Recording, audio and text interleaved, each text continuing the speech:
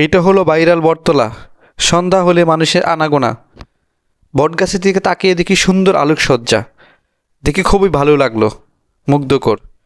কতদিন আগে এই জায়গাতে কিছু দুষ্ট লোক আগুন লাগিয়ে দিয়েছিল বিশৃঙ্খলাভাবে সৌন্দর্যকে নষ্ট করার জন্য।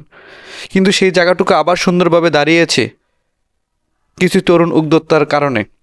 দেখার পরে ভালো লাগছে, কারণ এখানে মানুষ সন্ধ্যার পরে যেভাবে আসছে, আড্ডা দিচ্ছে।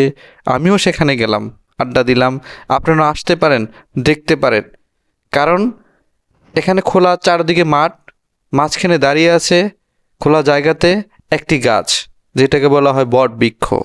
এই বটবৃক্ষে সুন্দরভাবে সাজিয়েছে আলোক রাশি দিয়ে, যেটা হচ্ছে একটা বাতির মাধ্যমে নিবু নিবু আলো এবং সুন্দর আলোকসজ্জার মাধ্যমে।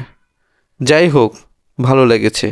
আশা করি সবাই আসবেন, যাবেন, নিরিবিলিতে এক কাপ চা খেয়ে যাবেন।